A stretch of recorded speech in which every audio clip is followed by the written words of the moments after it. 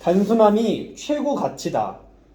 현재를 즐기는 사람을 능가할 자는 없다고 한다. 그만큼 현재 자체를 긍정적으로 바라보고 받아들이는 것이 우리에게는 어려운 일일지도 모른다. 그런데 생각해보면 그것만큼 지혜로운 생각이 없다. 순간은 지나가면 끝이다. 영원히 끝날 것 같지 않은 고통스러운 순간도 있지만 결국에는 지나간다. 오늘 하루를 주셔서 감사하고 삼시세끼 따뜻한 밥 먹게 해주셔서 먹게 해 주셔서 오늘 하루를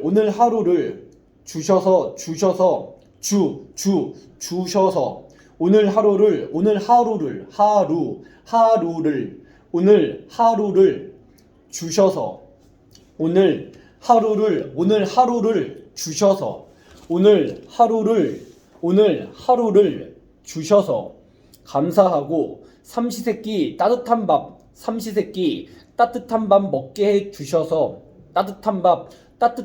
먹게 해 주셔서 감사하고 일할 수 있어서 감사하다. 주셔서 하루를 주셔서 오늘 하루를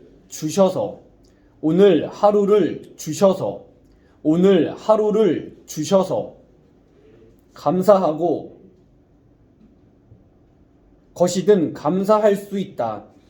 현재를 즐겨라는 말이 언뜻 듣기에는 무책임해 보일 수 있지만 사실은 가장 인생의 본질을 제대로 파악한 사람의 생각이라고 본다. 당장 눈앞의 일을 알 수 없어도 그렇기 때문에 주어진 오늘의 최선을 다하는 것이다. 순간을 충실하게 살려는 노력이 우리에게는 필요하다. 이 순간을 살라.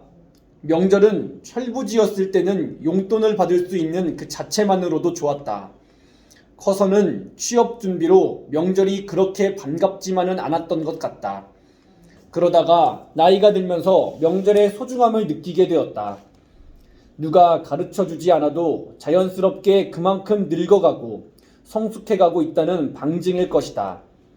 명절날 부모님의 얼굴을 볼 수 있는 시간이 주어졌다는 것만으로도 감사하고 또 감사하면서 시간이 지나는 만큼 생각도 영글어간다. 지금 이 순간은 다시 오지 않는다. 우리는 늘 지나고 나서 후회하고 눈물을 흘린다. 사랑한다고 말할 걸, 한 번이라도 더 안아줄 걸, 노력할 걸 등등의 삶이 후회의 연속이다. 또한 미래를 위해 현재를 희생하면서 계획을 세운다. 내일을 위해 오늘의 고통을 기꺼이 참고 견딘다. 그러다 보니 현재는 늘 걱정이고 고민투성이다. 미국의 칼 필레머 코넬대 교수는 1500여 명의 노인을 대상으로 살면서 가장 후회되는 것이 무엇인지 물었다. 가장 많은 답변이 너무 걱정하면서 산 것이었다. 걱정되는 것을 효과적으로 이겨내는 방법으로 하루의 일만 생각하라고 조언하고 있다. 너무 먼 미래의 계획을 세우면서 걱정하지 말라는 것이다. 미국의 심리학자 어니 젤린스키는 말하길 고민해서 해결될 문제는 4%밖에 되지 않는다고 했다. 오늘을 희생하는 일은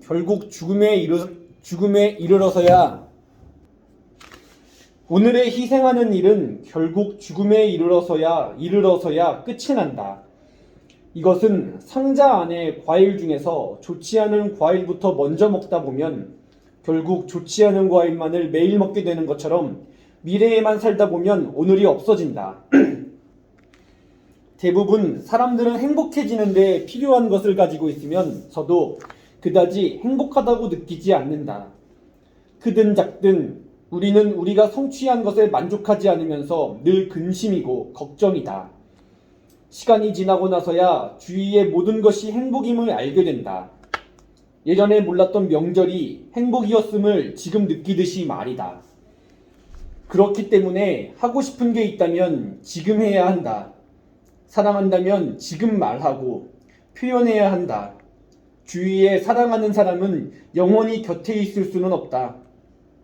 인생은 짧고 예술은 길다고 말하지만 인생은 길고 시간은 짧다. 너무 미래를 내다보는 것보다는 오늘이 마지막이라는 생각으로 이 순간을 살아야 한다. 메멘토 모리, 네가 죽을 것을 기억하라. 이 말을 잊지 말았으면 한다. 이 말을 잊지 말았으면 한다. 단순하게 살아라. 사업 계획을 수립할 때면 고민이 먼저 앞선다. 사업 계획의 본질적인 문제에 대한 고민이 아니다. 보고서의 양을 얼마로 할지, 시각적으로 어떻게 잘 꾸밀지 하는 것이다. 한마디로 지엽적이고 사소한 문제를 가지고 고민한다. 삼성그룹, 포스코, SK텔레콤 등이 1페이지 보고서 작성을 시행했다.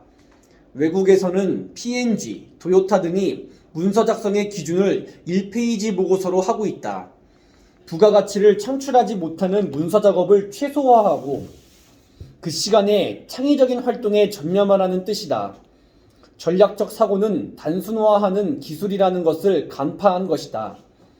우리가 살아가는 세상은 정말 복잡하다. 꼭 복잡해야만 올바른 삶일까? 복잡하다고 반드시 본질을 추구하는 삶이라고는 할 수 없다.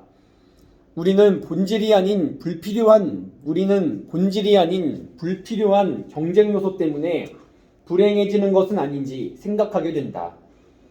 오컴의 면도날이라는 말이 있다. 이 원칙은 절약의 원리 혹은 단순성의 원리로 불리며 모든 조건이 동일한 상황에서는 가장 단순한 것이 답이라는 말이다. 설명은 단순한 것일수록 뛰어나다. 단순함이란 심오한 고민의 결과이기 때문이다. 절약의 법칙이라는 것도 있긴 하다. 간단한 설명으로도 잘 되는 것을 굳이 복잡하게 설명할 필요가 없다는 것이다. 오히려 정리되지 않은 글일수록 사족이 많고 분량이 많을 수 있다. 핵심 메시지만 뽑아서 단순화하고 함축하는 습관을 들여보는 것이 좋겠다. 단순함이란 업무 효율도 올리고 불필요한 고민과 걱정도 덜어낼 수 있는 최고의 가치이다. 단순하게 생각하며 단순하게 순간을 살자. 이성적인 것보다 매력적인 것이 낫다. 비교하는 순간 행복은 끝나고 불만족이 시작된다는 말처럼 열등감은 우울증의 원인이 되지만 때로 성장과 발전의 원동력이 되기도 한다. 타인이 어떤 평가를 하느냐는 타인의 과제다. 따라서 과제의 분리를 통해 경계선을 정하는 용기가 필요하다. 그렇다면 어떻게 나다움을 유지하는 것이 좋을까? 적극적으로 나다워질 용기. 인간은 무한한 잠재력이 있으며 문제에 대한 해답은 그 사람이 가지고 있다. 스스로 할 수 있는 것은 자신의 선택을 최선이라 여기는 것이다.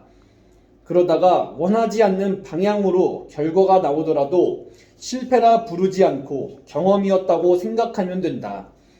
아들러는 상황을 다르게 받아들이는 것은 타인의 자의적인 결정이라며 미움받을 용기, 평범해질 용기, 행복해질 용기가 필요하다고 했다. 인간은 변할 수 있고 누구나 행복해질 수 있으니 그만큼 용기가 필요한 것이다.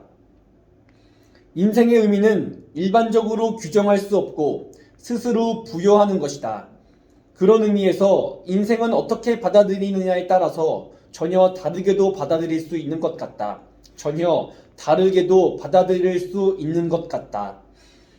자신만의 생각에서 벗어나 넓게 바라볼 수 있는 용기가 필요하다. 삶의 의미는 외부적인 요인에 의해 운명지어지는 것이 아니다. 우리는 자신의 운명을 스스로 창조할 힘을 가진 존재다. 미래를 결정하는 것은 과거의 경험이 아니라 그 경험을 어떻게 해석하느냐에 달린 일이다.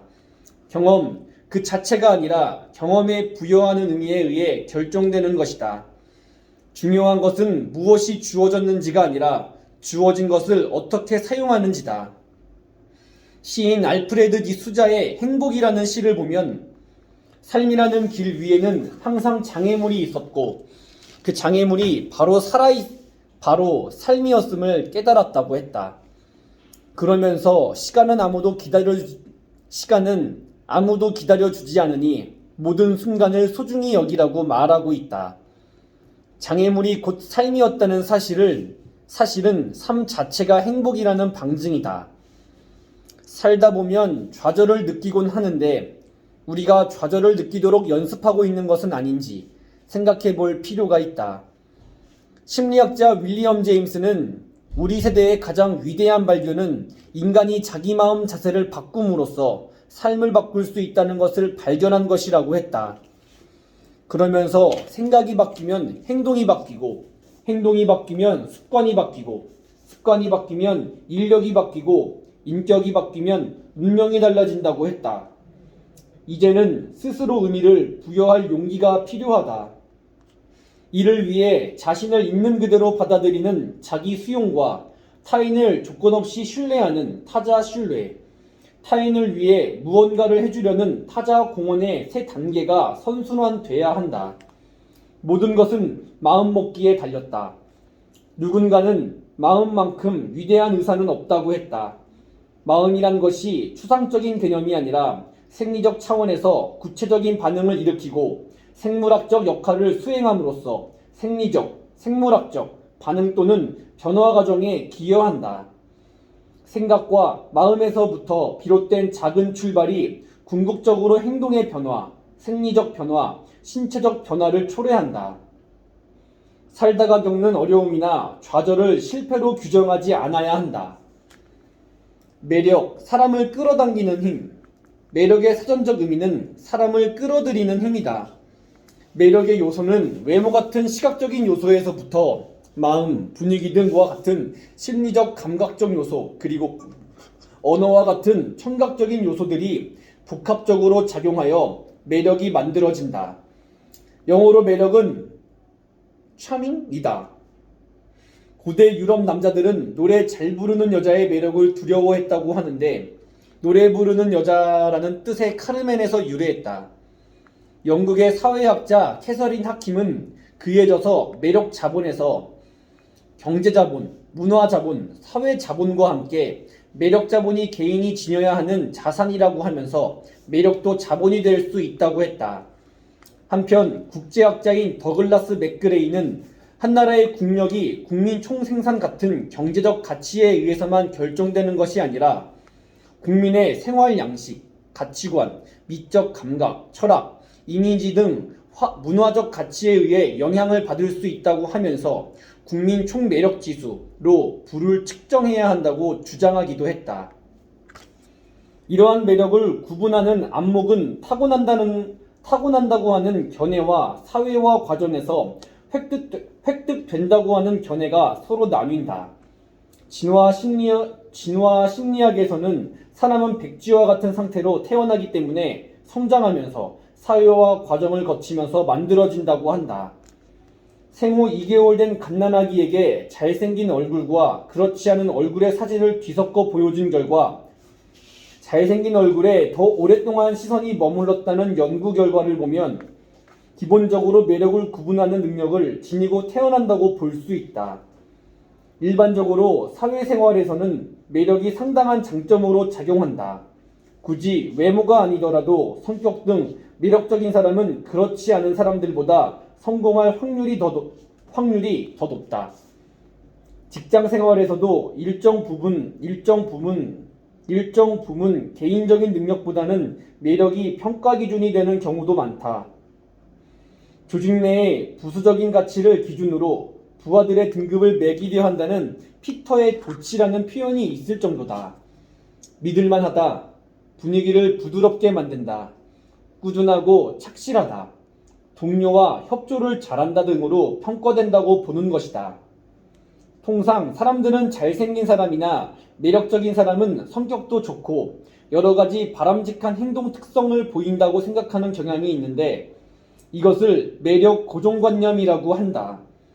사람은 두 가지 자아를 가지고 있다. 내가 아는 자아, 타인이 아는 자아다. 그래서 타인이 아는 자아에도 많은 신경을 써야 한다.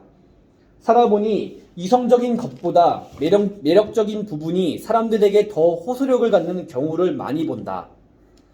자신이 지닌 장점을 더 부각하여 매력적인 사람이 되도록 노력해야 한다. 노력은 절대 배신하지 않는다. 미국 콜롬비아 대학의 캐롤 드웨 교수는 우리가 사고하는 방식에는 고정형 사고방식과 성장형 사고방식이 있다고 한다.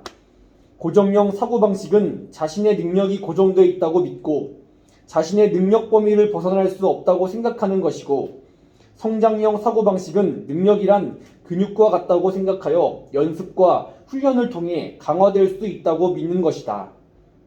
그러면서 어떤 분야에서 일하든지 어떤 분야에서 일하든지 성장형 사고방식을 가져야 성공 확률이 높아진다고 단호하게 주장한다. 최근 사뭇 다른 내용의 뉴욕 타임스 보도가 있었다. 미국 미시간 주립대 심리학자 자크 햄브릭 교수 등이 발표한 능력은 노력보다는 타고난 재능이 더 많은 영향을 미친다는 연구 결과다.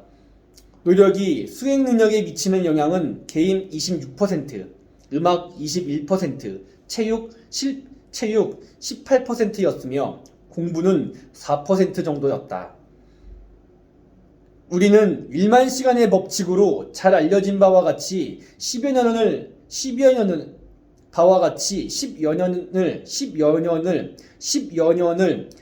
알려진 바와 같이 10여 년을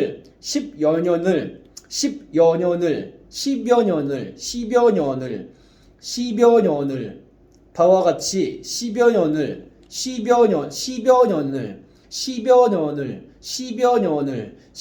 년을 알려진 바와 같이 10여 년을 연습하면 특정 분야의 전문가가 될 수 있다고 믿어왔다. 이 법칙은 미국의 심리학자 앤더스 에릭슨의 재능 논쟁의 사례 A 보고서에서 처음 소개된 이후 말콤 그레드웰의 아웃라이어를 통해 잘 알려졌다. 또한 신경과학자인 다니엘 레비틴 교수가 특정 분야에 1만 시간만 연습하면 해당 분야의 전문가가 될 수 있다. 타고난 능력보다는 후천적인 노력이 더 중요하며 젊은 나이부터 연습하는 것이 좋다는 연구 결과를 발표하기도 했다. 그렇다면 노력은 배신하지 않는다는 말은 틀린 말일까? 선천적인 재능에 따라 능력이 결정되고 운명이 결정되는 것이라면 수많은 분야의 전문가는 별다른 노력 없이 전문가가 된 것일까? 필자는 이에 동의하지 않는다. 독일의 생물학자인 니비히의 이름을 딴 니비히의 법칙이라는 것이 있다. 식물이 성장하는 데 있어 풍부한 원소를 갖고 있더라도 부족한 원소가 있다면 그 원소 때문에 성장하지 못한다는 내용이다. 한마디로 최대가 아니라 최소가 성장을 좌우한다는 것이다. 전문가가 되는 것도 이와 같다. 비록 노력이 공부에 미치는 영향은 4%밖에 되지 않는다고 하더라도 이 작은 부분이 노력을 게을리하면 타고난 재능이 있더라도 전문가가 되기 힘들다. 100도씨에서 끓기 시작하는 물이 1도만 부족해도 끓지 않는 것과 같다. 우리 뇌에는 전선의 플라스틱 피복과 같이 신경세포를 둘러싸는 미엘린이라는 것이 있다. 지속적인 연습은 피복을 점차 두껍게 하는데 미엘린이 두터워지면 짧은 시간에 많은 능력을 발휘할 수 있게 해준다고 한다. 태어날 때부터 운명이 결정되었다면 노력하지 않게 되고 체념하게 될 것이다. 지금 이 시간에도 고시원에서 또는 도서관에서 보다 나은 내일을 위해 노력하는 사람들이 많다. 훌륭한 스포츠맨이 되기 위해 뙤약볕 아래서 땀 흘리는 사람들이 많다. 노력과 연습이 재능에 미치는 영향이 크지 않다는 내용으로 상실감을 느끼는 사람들이 없었으면 한다. 토마스 에디슨에게 물었다. 18시간이나 연구소에서 일하면 힘들지 않나요? 그러자 에디슨은 나는 평생 단 하루도 일이란 것을 해본 적이 없다. 모두 즐거움이었다라고 대답했다. 즐기는 자를 당할 재간은 없다. 오늘 하루 주어진 이 순간은 즐거워하며 감사함으로 받아들이는 사람을 이길 자는 없다. 주어진 모든 것이 당연하지 않다는 걸 받아들이는 순간부터다. 진정으로 나 자신을 있는 그대로 받아들이는 순간 진정한 나다움을 발견하게 될 것이다. 오늘을 견디는 힘이 내일이 있기 때문. 언젠가 우리가 왔었던 것처럼 언젠가는 떠나게 될 것이다. 그렇다면 삶에 머무는 순간 동안 무엇을 가치에 두고 살아야 하는 걸까? 하루가 다르게 변화하는 이 시대 속에서 어떻게 나 자신을 지켜내야 할까? 이 시대에 우리가 마음에 품어야 할 가치란 무엇일까? 윤술 같은 삶. 윤술이란 강이나 바다에서 햇빛을 받아 영롱하게 반짝이는 잔물결을 뜻한다. 이런 반짝이는 잔물결은 해가 지거나 바람이 불지 않으면 만들어지지 않고 금세 사라지는 것이 특징이다. 맹문제 시인은 아름다운 얼굴이라는 시에서 소란하되 소란하지 않고 황홀하되 황홀하지 않고 윤술이 사는 생애란 눈 깜짝할 사이만큼 짧은 것이라고 하면서 윤술을 바라보다가 깨달은 일은 아름답게 사는 일이라고 했다. 어떤 깨달음이었다. 단 두 단어로 이루어진 순우리말이 내게 남긴 여운은 잔물결처럼 마음에 퍼졌다. 우리 삶 자체가 아름답지만 어쩌면 곧 사라질 윤술과 같을지도 모른다. 몇 해 전 영화 곡성이 개봉 당시 어느 지자체장에 그리 감동을 준 적이 있다. 사람 수만큼 많은 희망들이 섬진강, 윤술처럼 함께 반짝이는 곡성은 그야말로 자연 속의 가족마을이다. 는 글은 영화의 제목에서 느껴지는 이미지가 지역 이미지로 전이되지 않도록 하는 역발상적인 생각이었다. 4년마다 정기적으로 열리는 월드컵 대회가 늘 반갑지만은 않다. 왜냐하면 평생 몇 번을 더 볼 수 있을까 하는 생각 때문이다. 평균 수명을 감안하면 평생 20번을 보기가 쉽지 않다. 우리는 윤술처럼 짧은 물리적 시간 속에서 절망과 희망을 품고 살아간다. 사람은 어떤 면에서 강한 것 같지만 어떤 면에서 약하다. 강한 것처럼 살다가 절망해서 더 큰 상처를 받는다는 것이 맞는지도 모른다. 살다 보면 순풍만 맞는 것이 아니다. 여는 역풍이 불 때 뛰어야 잘 날고 새들은 바람이 부는 날 둥지를 짓는다. 가장 큰 새로 알려진 엘버트로스는 바람이 가장 세게 불 때 넓은 날개를 펴고 이륙을 준비한다. 이처럼 역경을 디딤돌로 삼는 삶의 지혜가 필요하다.